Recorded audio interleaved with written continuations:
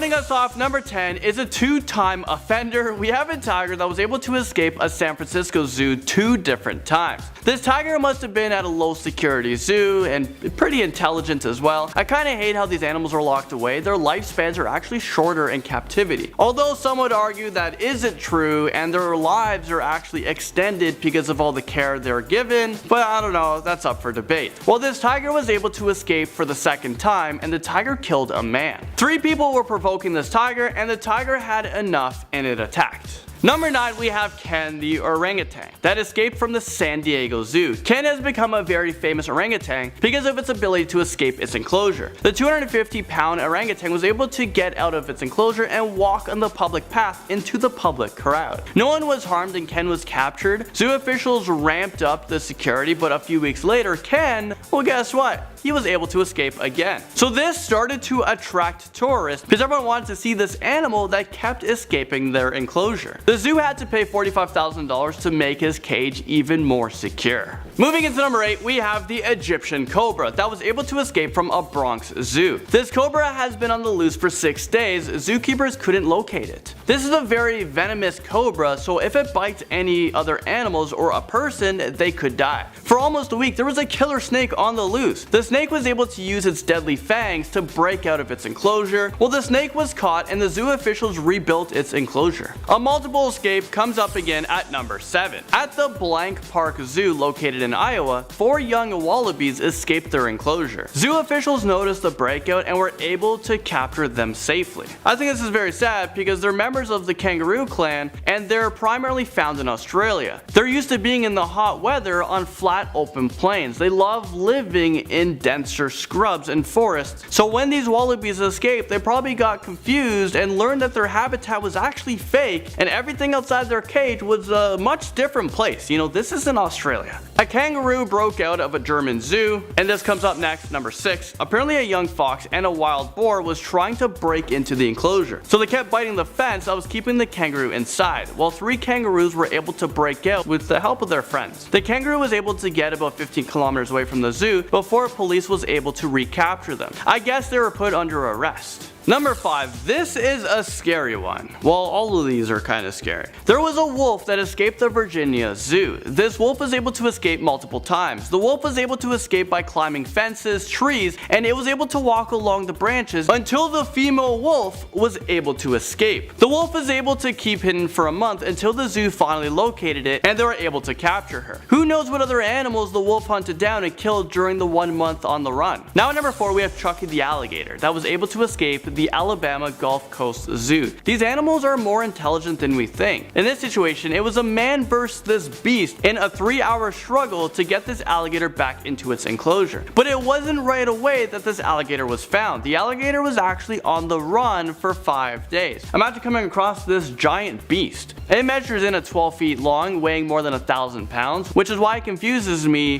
to how this huge guy was able to escape and avoid detection for almost a week. Alright, number 3, we have a bear named Taps. Taps was a crossbreed of a brown bear and a polar bear. I guess this makes him 2 times smarter because he inherited the knowledge from 2 different types of bears. Like he has 2 different types of instincts. Well, that's probably not true, but Taps was able to escape from a zoo in northern Germany. The bear escaped through a hole in its cage. The zookeeper quickly located the bear and noticed the bear was a threat to people, so the zookeeper shot the bear. This is very sad because it's the zoo official's fault for not making the enclosure that was safe enough to house the bear. I guess he's not your average bear. Number 2, let me take you guys over to Dallas Zoo where Jabari the gorilla escaped. This gorilla was a big guy. He weighed in at 300 pounds. The gorilla attacked people out of fear and Jabari injured 4 people before being shot to death. I'm not even sure why zoo officials couldn't just use a tranquilizer to stun the animal and then try to safely bring the animal back into the enclosure. It's not fair that this gorilla was captured and then killed.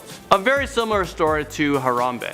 Finally, number 1, we have a rhino who was actually able to escape from the Ramargan Safari Zoo. Just take a look at this video. This looks ridiculous. Is this real life right now? How does this even happen? This is such a big fail. This is the second time that this happened.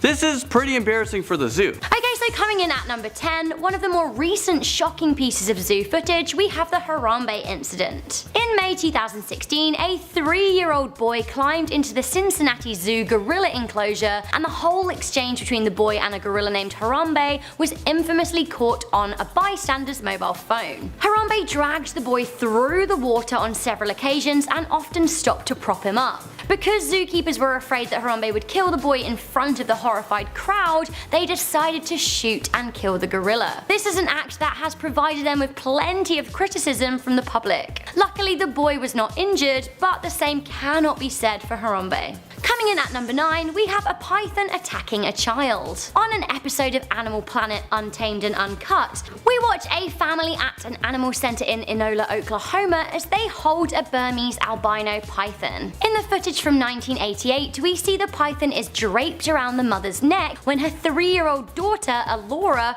reaches up to touch the snake. The snake, seeing something moving from below, assumes the young girl's hand is food and lashes out to bite her. The mother then pushes the python off her, and there is a literal snake on the loose as the 3-year-old screams, bleeding from her hand. It's all very dramatic, but luckily Alora just sustained some non-life-threatening puncture wounds from the snake's teeth. Up next, we have a panda caught on camera as it attacks an intruder. Reportedly, the male in this video was trying to impress 2 females as he snuck into the panda enclosure at the Nanchang Zoo in China. The idiotic 20-something-year-old male then poked a sleeping 12-year-old panda named Mealing. Mealing then woke up and was pretty pissed off, charging at the youth. Luckily, the man was not hurt, although if he had have been, it probably would have been a lesson not to poke a sleeping panda in the face. In a similar incident, a panda called Gugu even bit a guy's leg to the bone, so really this guy was very lucky. Next up, another case of a tourist being a literal fool when it comes to approaching wild animals. In at number 7, we have Binky the polar bear biting a tourist's leg. Binky the polar bear lived in the Alaska Zoo in Anchorage, and one day in 1994, a 29-year-old Australian tourist decided that she wanted a close-up photo of him.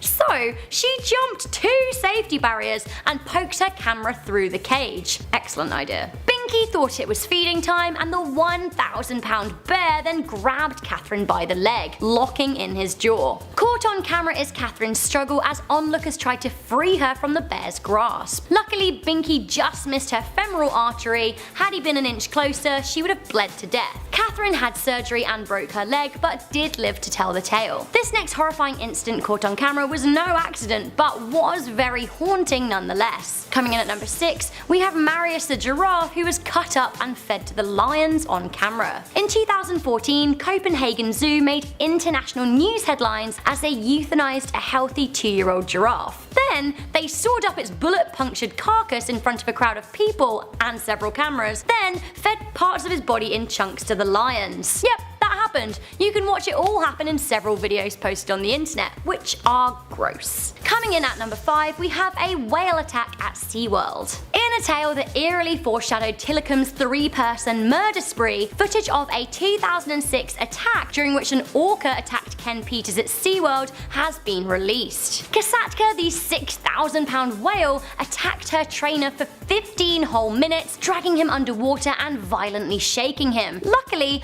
after his lengthy ordeal, Ken was able to get away, suffering just a broken foot and a huge fright. Coming into number 4, we have a white tiger who killed a young man in Delhi. In September 2014, a 20-year-old man fell into the tiger enclosure at Delhi Zoo, and the whole horrifying incident was captured on camera. The tiger stood right up close to the man, staring at him for over 15 minutes. Eventually, the tiger decided to strike after being agitated by the crowd. It bit the man in the neck and then carried his corpse into its enclosure to eat it. Coming in at number 3, we have Rocky the grizzly bear killing his trainer's cousin. Rocky was a grizzly bear known for appearing as a stunt bear in various on-screen features. In 2008, the 4-year-old bear, who was trained to wrestle with experienced handlers, bit his trainer's cousin, Stephen Miller. He bit him in the neck during filming for a promotional video at the Predators in Action facility in California.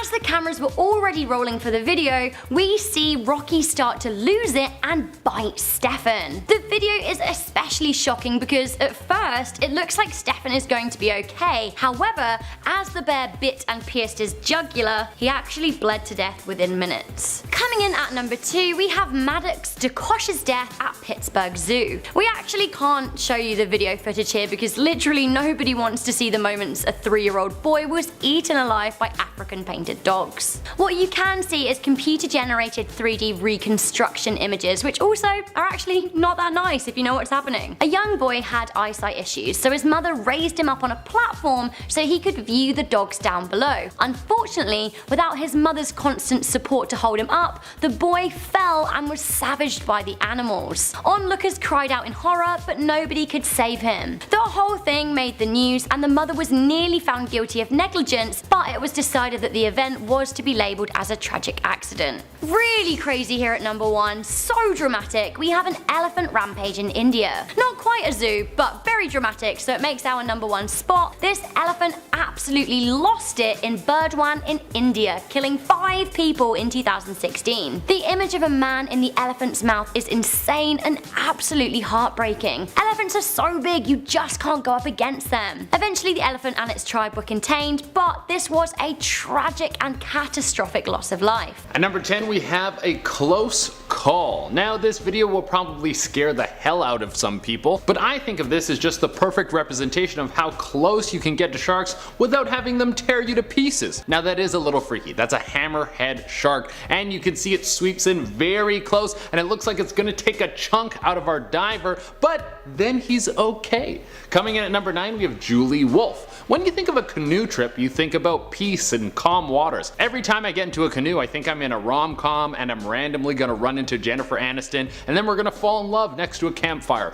Well, Julie Wolfe didn't have that experience at all. Julie was riding her canoe off the coast of California when she got rocked by something strange. It felt as if she had bumped into a rock, but she was way out in the ocean, so there was no way she could have run into land. Turns out it was a great white shark. Yeah, that doesn't sound like a great time to me. Well, it got even worse when the shark bit into her canoe. This tore a hole into it, but Julie still had some time. She started to paddle back to shore and was able to get back to land before the whole thing sunk into the ocean. On the shark's side, he probably thought he was getting a nice snack and then he just got a mouthful of carbon fiber. That's like when you put some Kraft cheese on your burger but you forget to take the plastic off. Coming in at number 8 we have Dan Shoesmith. A diving instructor was leading a shark dive and everything seemed to be going as planned. He took his group down to the bottom of the ocean, they kneeled in the sand and the sharks started to swim around them. The time underwater was finishing up and they started to ascend to the surface. Now normally the sharks would swim away at this point, but they started to follow the group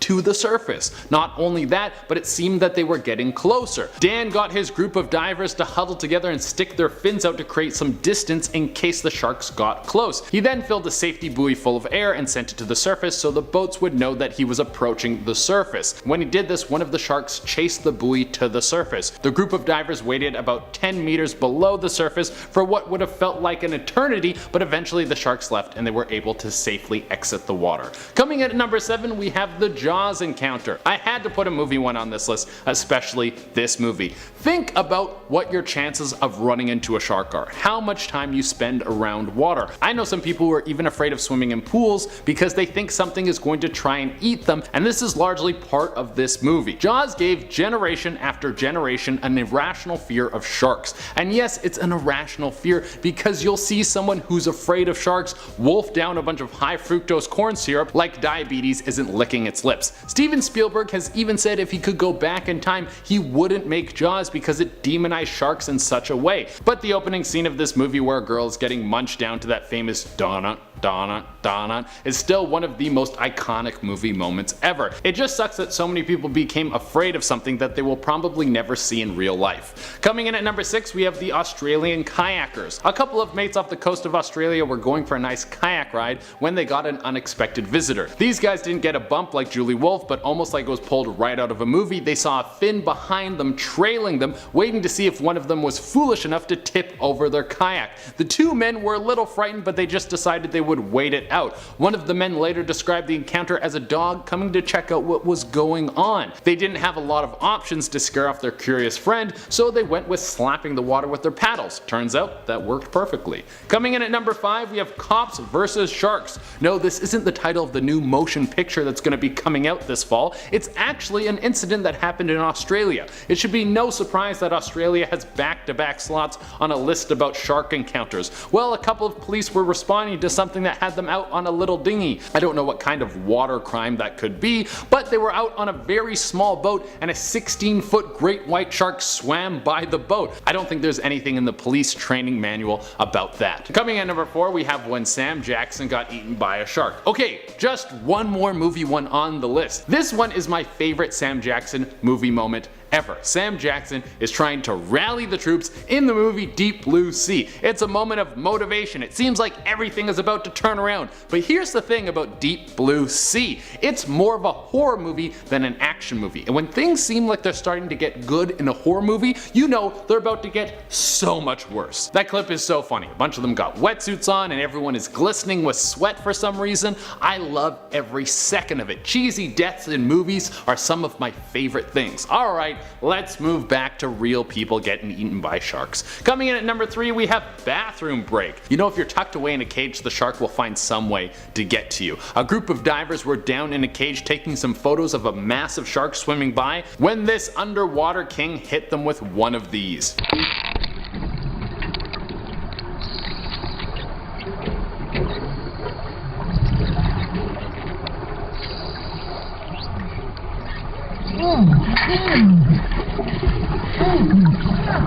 I don't think you can smell it because you're underwater, but that poop is going to cover every inch of you. You're gonna have poop under your fingernails, poop in your eyebrows. You are gonna become one with the poop.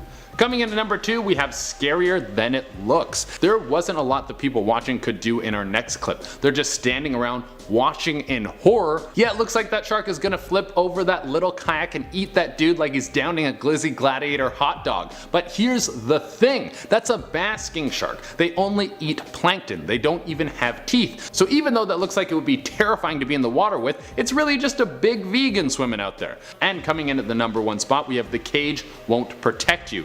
The thing about shark diving is you want to ensure you're going to see a shark, so sometimes you bring bait. And the bait can get the sharks a little bit excited. A lot of people will go into a cage to try and avoid contact with the shark. But here's the thing about sharks. They are basically a spine, a jaw, and then all muscle and cartilage. So sometimes they can squeeze into very small spaces and you can have something like this happen. He's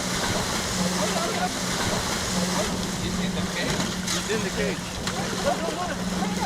Oh my God. Here's something interesting about that clip. There was a diver in the cage with the shark. The shark is thrashing all over the place. You have blood in the water. Eventually the shark works its way out of the cage and then the diver returns to the surface and signals that he is okay and walks away without a scratch and the most amazing story to tell at a party. Getting things started, in at number 10 we have a tiger shark surrounding divers.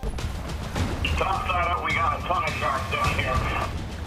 This area is absolutely swarming with the Mayfair predators.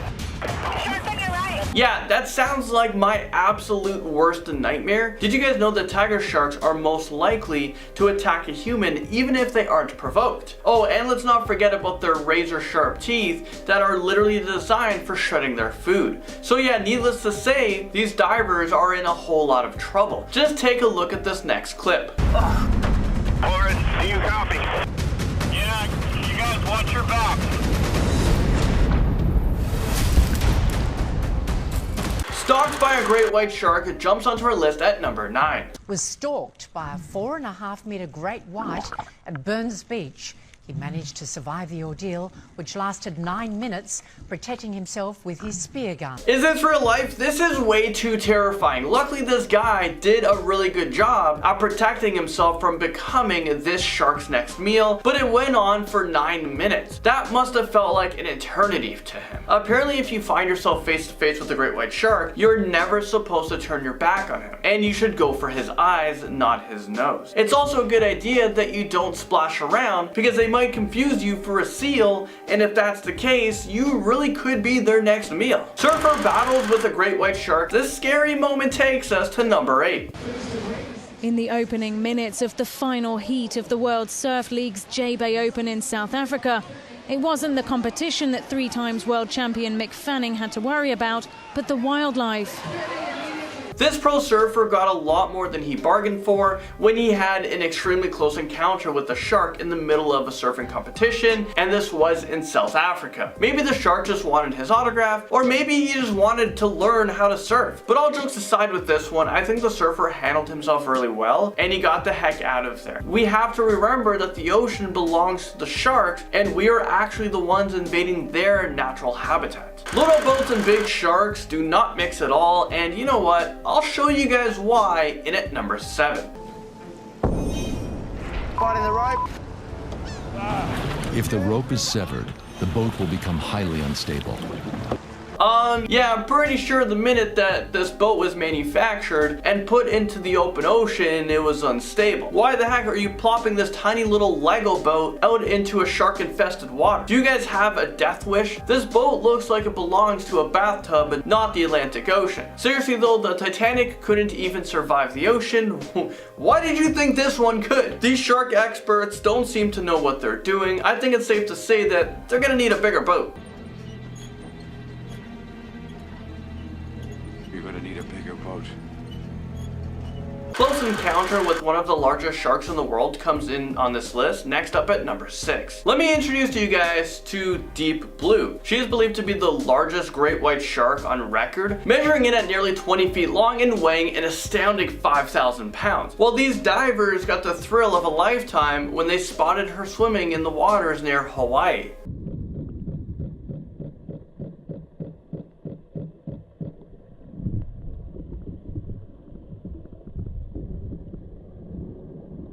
So is this what Grandpa Shark looks like? I'd probably pee my wetsuit, but you know what? No one will know about it because it's hidden. But these divers must have gotten the thrill of a lifetime. They wanted to show the world that even though sharks are considered to be dangerous predators, they should be protected, not feared. This group is pushing for a bill that would ban the killing of sharks and stingrays in Hawaii, and you know what? I really hope it passes.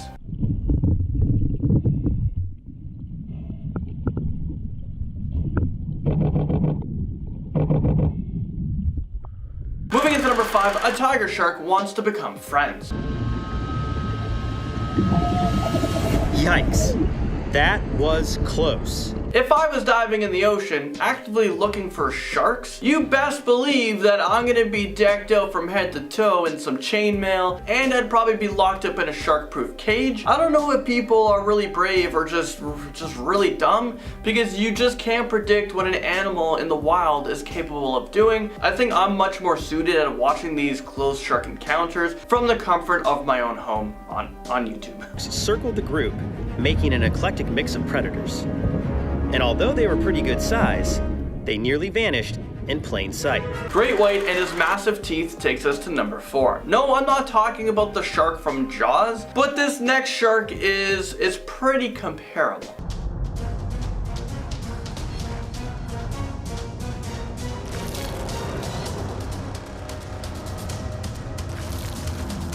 Does this diver realize that a big chunk of his cage is missing? How is he missing that right now? I mean, what the heck is the point? He's literally in the water with a great white shark, and the back of his cage is open and exposed to his massive teeth. Am I the only one that has a problem with this?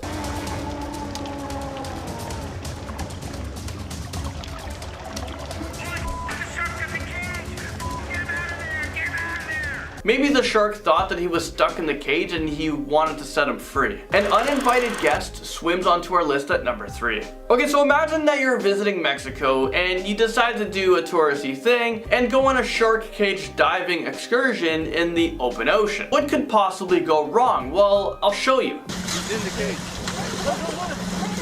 Oh my god. Yeah, you just saw that correctly. The shark managed to jump inside of the cage with the divers. That must have been super traumatizing for both the divers and the shark. Clearly the shark just wanted to get the heck out of there, and the divers were probably thinking that they were going to die. I really feel bad for the shark because he ended up getting injured, and I hope that these tourists were able to get their money back. And for the shark, I would give his money back as well. Shark jumps onto a boat in at number 2. How you gonna do it? You can't hold on to him. I'm gonna nail him. Well, how? These people found this extremely funny, but I don't at all. This poor shark is trapped on their boat, probably gasping for air. If I was on that boat, I would try everything I could to get him back into the water because I'm sure he's more scared of us than we are of him. Thankfully, he made it back into the water, and I'm sure he'll think twice about jumping onto any more boats. A close call tops our list in at number 1. He comes in fast. Mitchell, look out!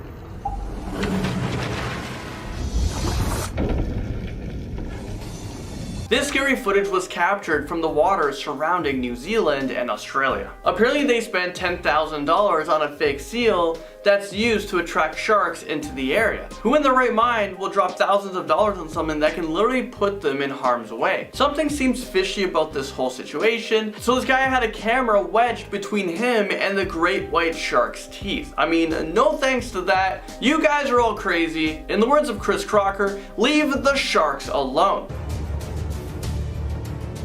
Then this really huge shark came in to have a look.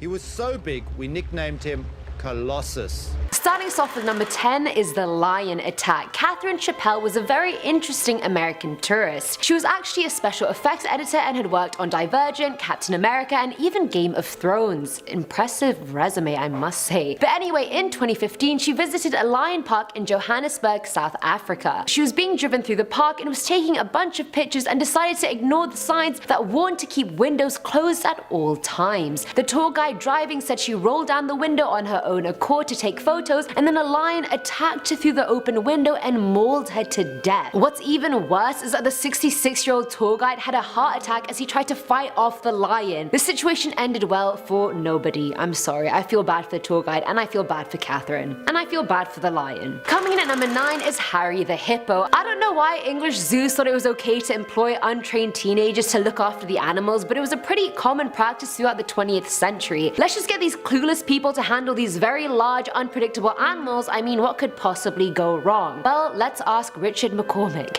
Richard grew up in Coventry and started working at Whitley Zoo in 1966. He initially looked after the parrots, then it was the elephants, and then the bears, and finally it was Harry the hippo. One of the things he had to do was clean Harry's cage. One day he opened the door to his cage, but the safety barrier that usually came up was broken, and the door flew open and hit Harry up the bum. I don't know how it hit him up the bum. I thought maybe it hit him on the bum, but it hit him up the bum. Already we know this is going south very quickly. Harry grabbed Richard's head between his jaws and dragged him to the pool. He felt his ribs crack and he was terrified that he was about to die. His body was hanging from Harry's jaw and he had had his tusk removed a few weeks prior, otherwise that would have just gone straight through Richard. Thankfully, the head keeper heard Richard's screams and managed to hit Harry with an iron bar when he re-emerged from the water. Harry dropped Richard and he scrambled to safety, screaming and crying that his back was broken. In the end, his collarbone and ribs were broken and his liver had been punctured. Harry the hippo, you sound like a children's book character, but you turned out to be the complete opposite. At number 8 is the tuna explosion. That sounds like a lovely seafood dish at a restaurant, and I guess the story sort of ends up that way a little bit, kind of, maybe. This one's from Reddit user Electoric Television, who used to work at an aquarium in New Jersey. They had a massive ocean tank filled with yellowfin tuna, and the tank was massive, 780,000 gallons of water, 70 by 70 foot wide from overhead. Like, it was huge. Now, yellowfin tuna are some of the fastest swimmers in the ocean. They can reach nearly 45 miles per hour underwater, which makes for very cool viewing when you watch a school of them zipping from one side of a tank to another. One day the user was helping out at a dive show and the amphitheater in front was filled with kids on a school trip eagerly watching the tuna. The school of tuna were making their way fast from one side to the other and all of them made the turn at the end except one who couldn't do it fast enough, and it straight up slammed into this thick acrylic window at full speed and exploded. His words are not mine. Having other carnivorous animals in the tank like sand tigers, stingrays, sandbar sharks, loggerhead turtles, not carnivorous but still will literally eat anything, it became a feeding frenzy and the kids were screaming murder as they were trying to run away and climb over each other. The girl with the mic has no idea what to do, the diver in the tank has no idea what to do, the tuna doesn't know what to do, nobody knows what to do, and eventually the audience is just sitting watching this unfold. The sharks ended up tearing the tuna to pieces and chunks of it were just floating in the tank all day. Filling our number 7 slot are the little ducklings. Out of all the stories on this list, this one legit surprised me the most. Redditor Transcendental used to work for a zoo and this was one of their favorite stories. They claimed feral ducks were a huge issue for the zoo because they had a lot of birds anyway, so these random birds used to come to the zoo for free food and whatnot. With that came a lot of ducklings who would wander off without their mothers. And this is when the story takes a very bad turn. One day a group of ducklings found themselves in the orangutan enclosure and well, it's about to get really graphic. In front of a group of guests, the alpha female in the enclosure began to pleasure herself with one duckling by putting it in and out of her area, all while she was staring at the gathering crowd watching her. After seeing this, the alpha male, obviously having none of this, grabs another duckling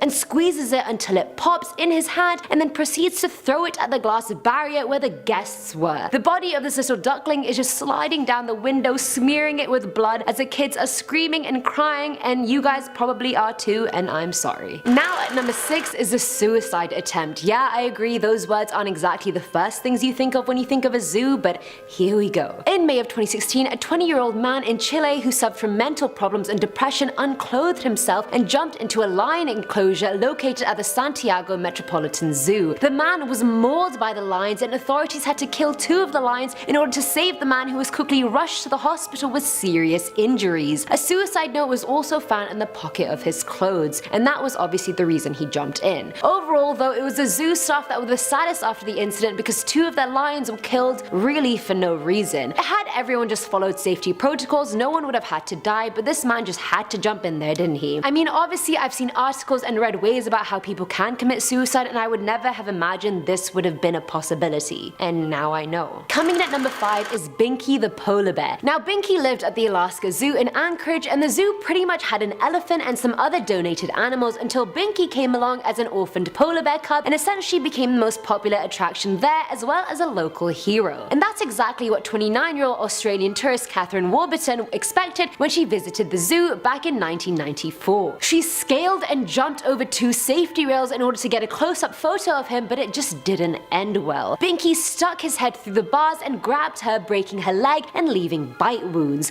It took employees 3 days to get Catherine's shoe back from Binky after the incident. But in all fairness, I don't want to say she deserved it, but what did she expect after climbing not 1 but 2 safety rails that had been put in place to prevent incidents like this? Sadly for Binky though, 6 weeks later, a bunch of drunk teenagers thought it would be an awesome idea to go into his enclosure and swim in his pool. No, no, no. One teen was hospitalized with leg lacerations after he was mauled. Again, I don't want to say they deserved it, but come on, how was that a good idea in any way, shape or form? I know they were intoxicated, but still. At number 4 are the wolves. April 18th, 1996, at the Halliburton Forest and Wildlife Reserve, newly hired caretaker of the wolves, Patricia Wyman, was found naked and dead inside the wolf enclosure. Suspects seemed to be 5 adult North American grey wolves. So what led to this gruesome attack? The wolves had grown up in captivity all their lives but were not socialized to humans, so whenever caretakers used to enter their enclosure, they kept their distance. Patricia had been inside the enclosure twice beforehand. However, the day before the attack, she told her fiance she was worried about the alpha male in there. The next day, she entered the enclosure by herself and her body was found naked, covered in bite marks, and flesh had been ripped off from her extremities. The wolves growled at the officers when they entered the enclosure, which is a defensive behavior they do around food. The coroner ordered the wolves to be killed the next day and tested for rabies, which came back negative. But investigators just couldn't figure out why she would enter the enclosure alone despite her worries the previous day. One theory was she simply overcame her concern and went in. in. The wolves could have circled her, and she may have fallen over fallen trees and broken branches, and they just attacked her when she was down. Again, that's a lot of speculation and not a lot of fact, but humor me folks. Filling our number 3 slot is the tapir. Now I didn't know what a tapir was, so many of you may not either. Tapir is basically a big herbivore, and it sort of looks like a pig with a short nose trunk, but it's a lot bigger and its legs are a lot longer. I could go more in depth about this, but I can be David Attenborough later on, so let's move on. On the morning of the 27th of November 1998, zookeeper Lisa Moorhead was feeding a tapir called Melody. All of a sudden Melody bit her left arm, but Lisa wasn't gonna go down without a fight. She fought back hard and suffered lacerations on her face, a punctured lung, and Melody ended up tearing her arm off from the mid-bicep area. Sadly, it was just too contaminated and mangled to be reattached. When I googled it, it looked quite harmless, so I was just hella surprised when I read the story. Now at number 2 is Mina. Janet Coughlin worked at Seaburn Zoo when she was 13 years old. She initially used to work at the kiosk and chop fruit for people who wanted to feed the monkeys. She remembered the zoo saying it was a disaster and the animals were locked in small cages and they were just going insane. One day in 1978, she was asked to help clean out 13-month-old Mina's pit. Mina was a Bengal tigress for the record. Janet had to hold the gate to the pit open while the zoo owner's wife brought out Mina, who had been locked up for God knows how long. She came out and reared up on her back legs and came down on Janet. The cub began to claw her face, and at the time she thought she wasn't gonna get away, but thankfully she managed to. She was completely covered in blood. Mina had ripped open her face and she had a huge wound from her right cheek to her jaw. According to Janet, it was over so quick she barely felt it. A paper cut had hurt her more in the past. Alright Janet, I can't really relate with you with that one. She ended up getting 250 stitches in her face and it was swollen big time to the point all her food had to be liquidized just so she could eat it. She believes she survived because Mina only intended to play with her and not harm her, which I also believe. And finally, at number 1 is the private menagerie. So from the name, you guys can guess this story didn't take place at a zoo, but at Terry Thompson's large private menagerie. Terry was a Vietnam vet who had been collecting exotic animals for years, but one day in October 2011, he freed dozens of his enclosed animals from his Ohio home and shot himself in the head. A little while later, his neighbor called the police after seeing a lion and bear just walking outside his house. If I saw that outside, I'd do a double take and be like, where the hell am I? The police finally came to the site and saw Thompson's body being eaten by a white tiger. They stormed the home with rifles and freely just started hunting the animals. I mean, is that even legal, by the way? Like, I swear they can't just open fire on animals they just find. I don't know, I'm probably wrong, but still, I just feel like that's not moral.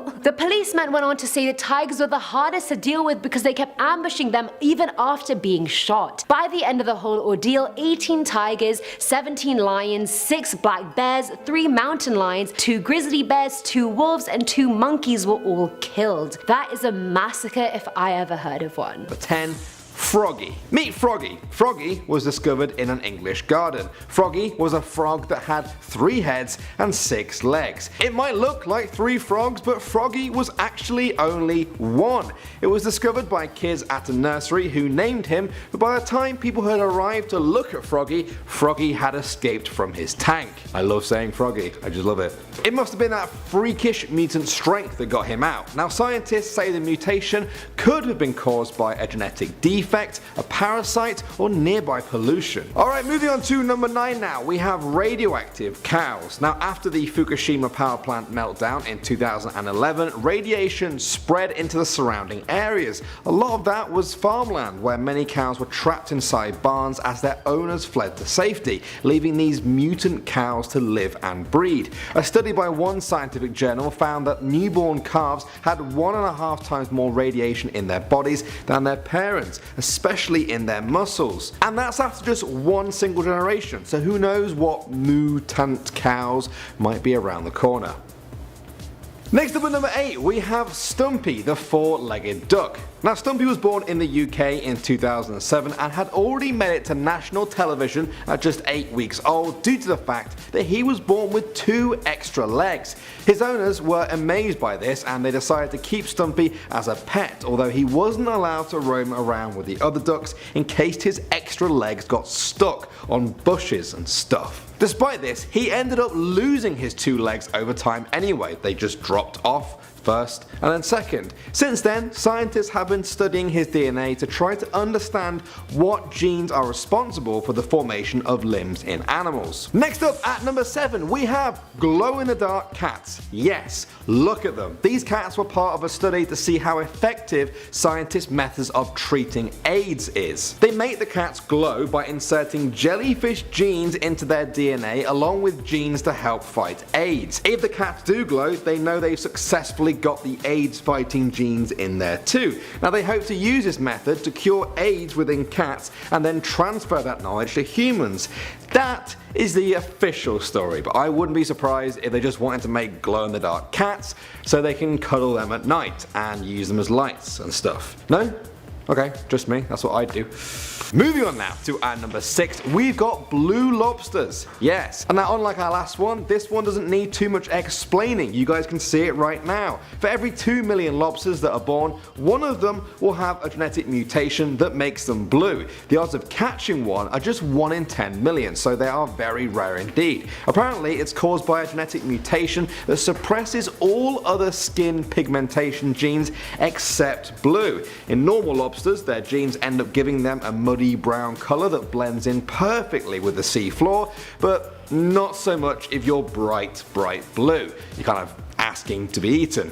Maybe that's why they're so rare. Coming in at number 5, we have Faith, the two-legged dog. Faith was born in 2002 with a brain defect that stopped the formation of her 2 front legs. She was adopted by Jude Stringfellow after her son found Faith's mother, a stray dog, trying to smother her because she instinctively thought that Faith would not be able to survive. Instead, Faith not only survived, she learned to walk on just 2 legs. This bizarre adaptation to a mutation led her to become an honorary member of the US Army and even appear on the Oprah show. At number 4 now, we have Frank and Louie. 2 names, 2 faces, 1 single cat. Frank and Louie was the longest surviving Janus cat of all time. Janus cats are cats with 2 faces named after the two-faced Roman god. Now despite looking like 2 cats in one, they shared 1 brain and only one of them, Frankie, had a functioning mouth, so he ate for both of them. Not gonna lie to you guys, I kinda wish I had a second face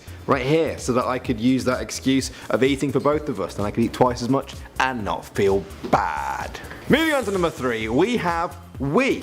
No, really, that's the actual name of our next one. Check out this 2-headed snake known simply as Wee. This rare albino rat snake belonged to the World Aquarium in St. Louis, where it drew in over 1 million visitors over its lifetime. People were absolutely fascinated because most 2-headed snakes just die within a few days or weeks, but Wee survived for years due to the fact that its 2 heads were connected to the same stomach. It also had both male and female reproductive organs. The owners of Wee even tried to breed it with another 2-headed snake, presumably to make a 4-headed snake? I don't know. Has science gone too far? Yes. Coming in at number 2 now, we have Octogoat. I didn't name it, that's what everyone was calling it. In 2014, a Croatian farmer was amazed to find his goat had given birth to a kid with 8 legs. He said he counted them and thought he was seeing things, and that he even got his neighbor over to check that he wasn't going crazy. But sure enough, it had as many legs as a spider. It's thought that the goat actually had absorbed its own twin inside the womb and had both male and female reproductive organs because of it. Now sadly, scientists said the baby goat wouldn't survive long, and it's not known if it's still alive today. And finally, at number 1, we have this mutated mountain lion. In January 2016, hunters in Idaho, USA killed a mountain lion after it reportedly attacked their dog, but when they took a closer look at it, they were pretty shocked to find it had fully formed teeth growing out the top of its head. Now as you might expect, theories started spreading quickly on what could have caused this kind of mutation.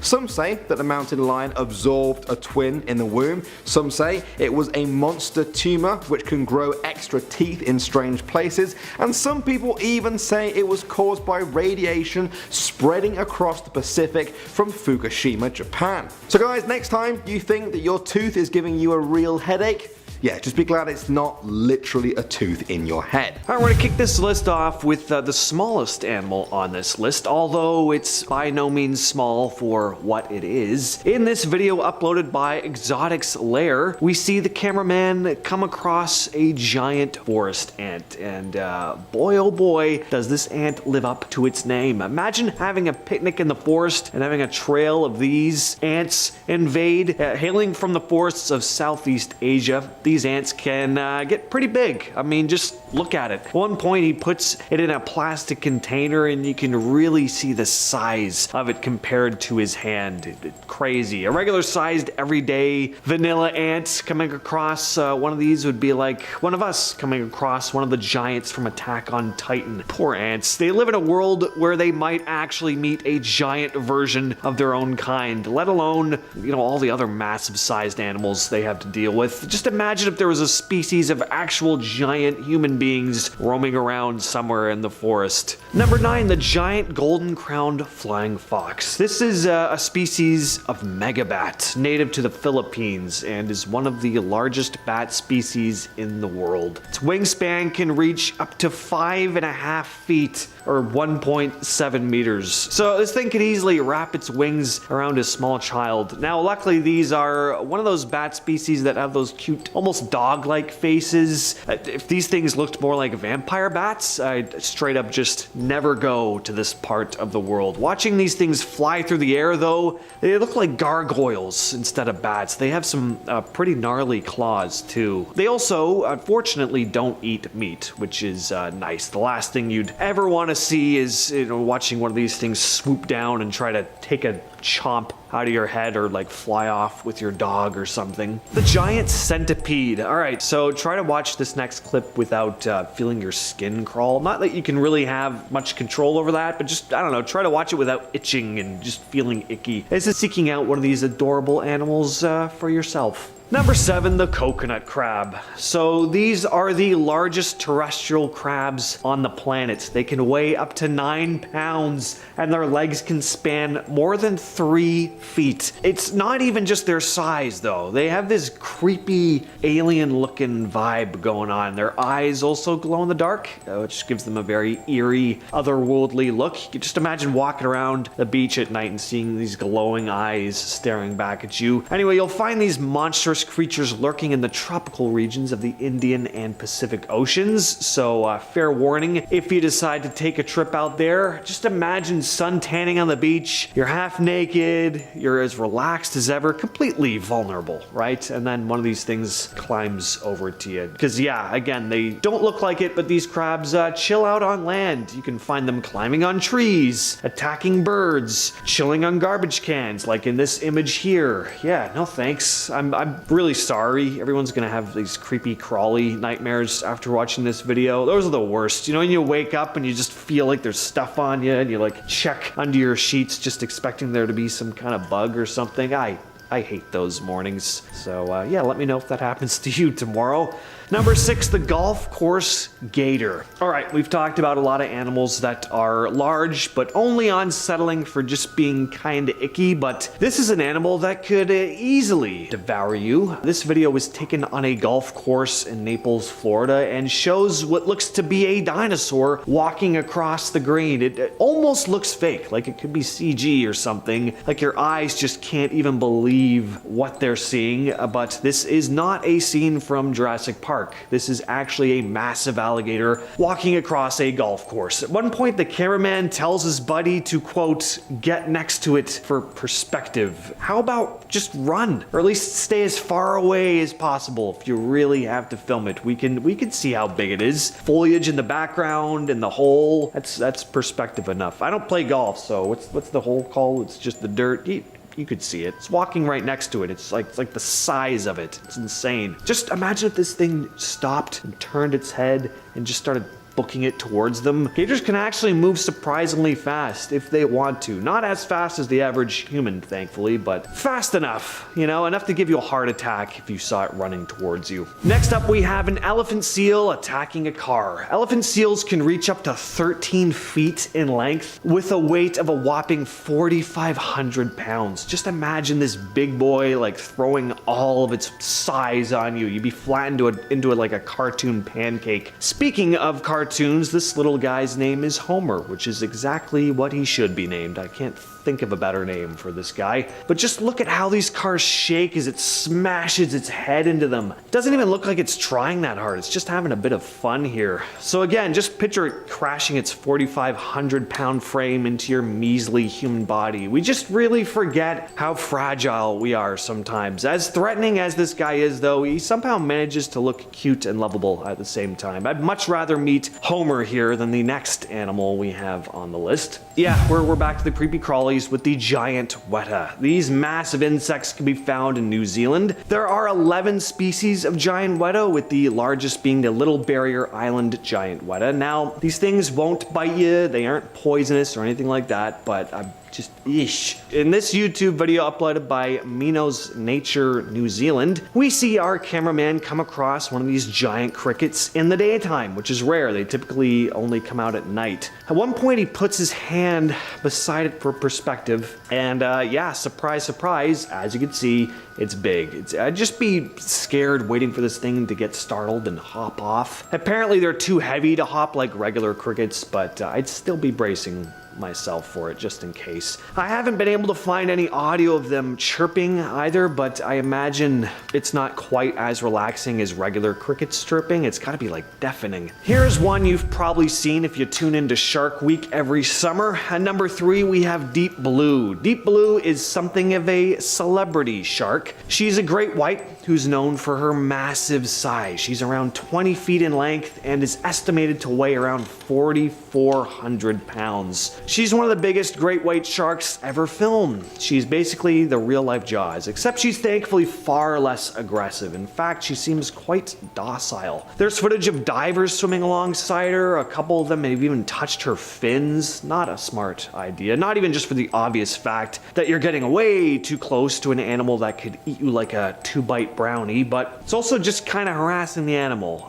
But speaking of that, at number 2, we have a giant anaconda. In this next video, we see a crew of fishermen pursuing the Loch Ness Monster in the Santa Maria River in Brazil. Honestly, it really does look like some kind of mythical sea serpent moving through the water. Just look at how girthy its body is. It's likely that the snake had recently eaten. That's why it has this big swollen section of its body. But even without that though, the rest of it is also huge. It's obviously digesting something. One of these guys grabs the snake by the end of the tail and they try to drag it out of the river, which is awful. They ended up receiving a pretty hefty fine for this, rightfully so. Not only is it mean to the animal though, but is this really the type of creature you want to piss off? Sure, anacondas, they're not poisonous, but their bodies are basically just one big muscle, and their jaws are also very powerful. I can't even imagine how long this one is. We never actually see its head, but from what we do see of it, the thing is an absolute beast. And taking that number 1 spot, we have a giant squid. Giant squids are really cool because at one point in time, they were simply thought of as a myth until it was discovered that they do indeed exist. Makes me wonder what other deep sea creatures there are dwelling down there. Now, there isn't a whole lot of giant squid footage as they inhabit the deep depths of the sea, but in this video taken by divers off the west coast of Japan, they captured a live giant squid on camera. This one measuring around 2.5 meters, or just over 8 feet, which is crazy. Like, that's bigger than any person on, well, not any person on Earth, but most people on Earth. It's scary imagining swimming next to something this large, but at the same time, there's also something so peaceful about the way it moves through the water. It's very beautiful. This isn't even the biggest giant squid on record though, not even close. Somewhere in the depths of the sea, there's like a real life kraken floating around, I bet. Hopefully one day we can see footage of that. Alright, coming in at number 10, we have a cursed goat. I'm going to show you two clips here and you can tell me what they have in common. The first is from The Exorcist, a movie about an intense demonic possession, and the second is from a goat at a farm in the Netherlands. It's an unlikely coupling.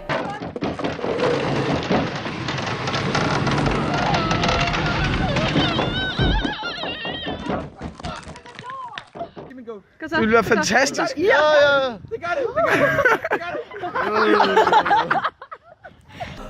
Okay, so similarities here. The video, simply called Demon Goat, was uploaded to YouTube in 2014 and has had over 230,000 views, and I have to say, it looks possessed. I'm scared.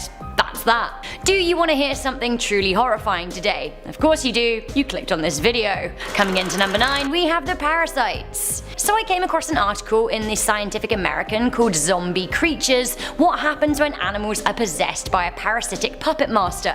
What a title. I had to click. These spectacular, bizarre, bulging eyeballs are the snail's tentacles. I did click and it was pretty harrowing to read. I've linked the article in the description box so you can actually read the whole thing if you want to, it's very interesting. The article details how a wasp lays eggs on a spider's abdomen, which then causes it to become possessed and spin a very uncharacteristic web. It's a strange web, a very strange web indeed. Now this web happens to be great for supporting a cocoon for the newly born wasp larvae, which then will eat the spider alive after they hatch. Nature. As of yet, it's unknown how the parasite molds their host behavior to their advantage, and actually, it's pretty spooky. Honestly, nature is the biggest creep. Coming into number 8, we have the flies. Can flies get possessed? According to Andrea Perron, yes they can. Andrea lived in the real-life house that inspired the movie The Conjuring, the house famously investigated by super spook investigators Ed and Lorraine Warren.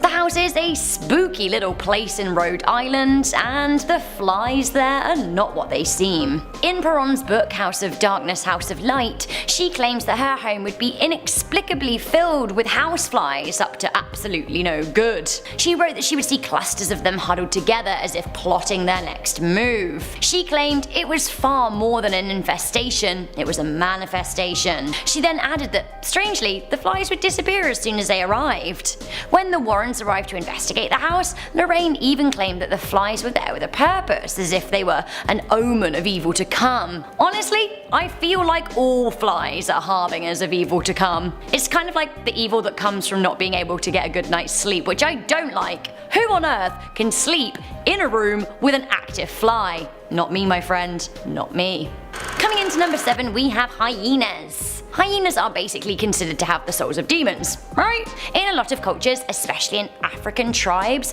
it is thought that hyenas are possessed with a demonic force that can then in turn possess humans. Human possession by a hyena is a common tale in African lore. In Tanzania, hyenas are considered to be witches' familiars, and the witches are thought to ride them.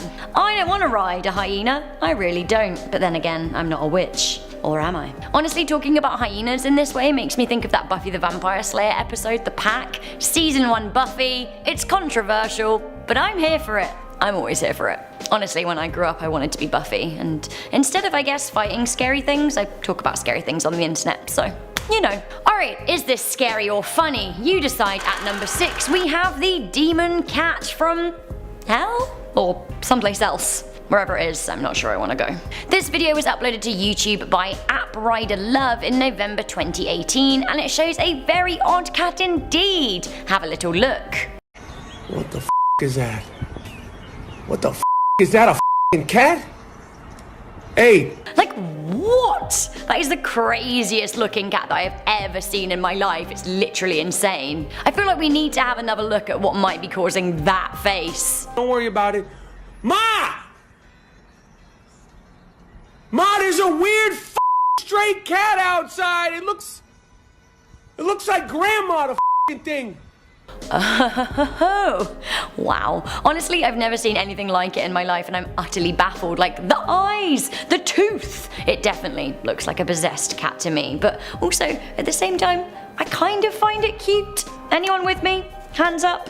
Meow. While we are doing videos of scary possessed animals, why don't you check out this spawn of Satan caught on camera at number 5. It's Moose the dog.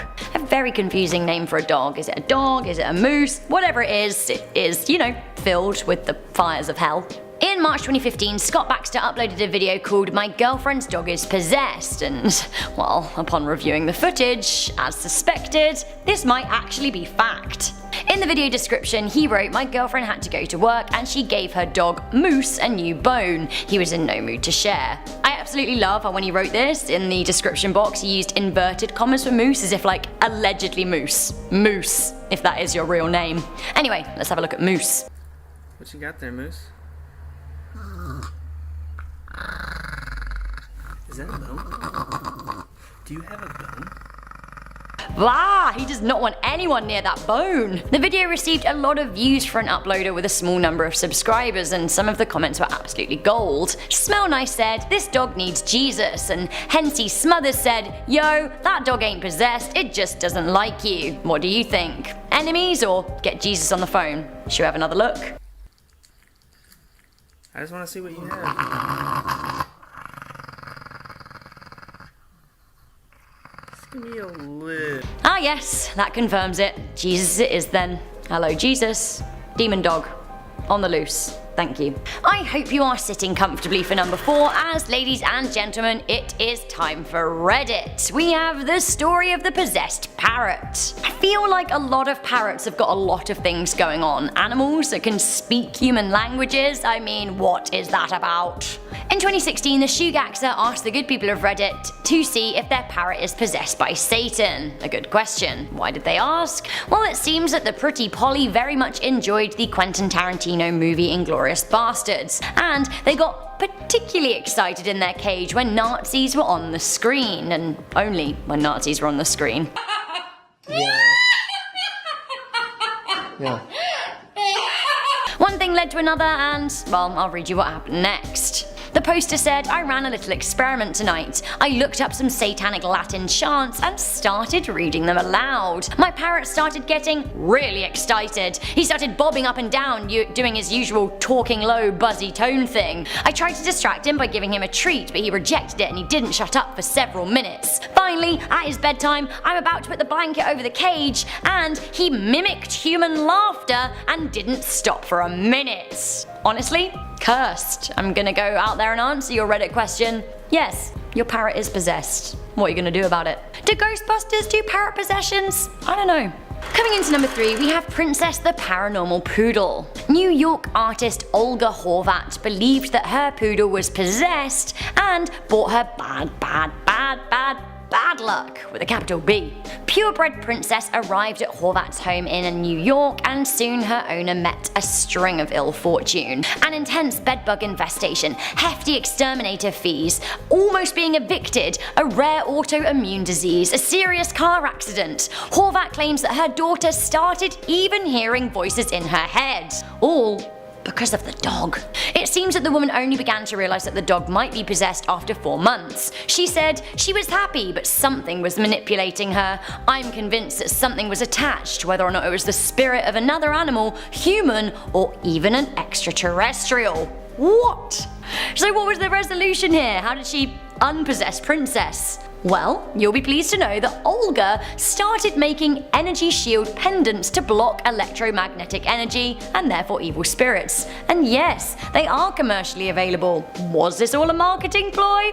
I'd never suggest it. I wouldn't. Coming into number 2, we have the cursed pig goat. A goat, a human, a pig-looking thing, all in one.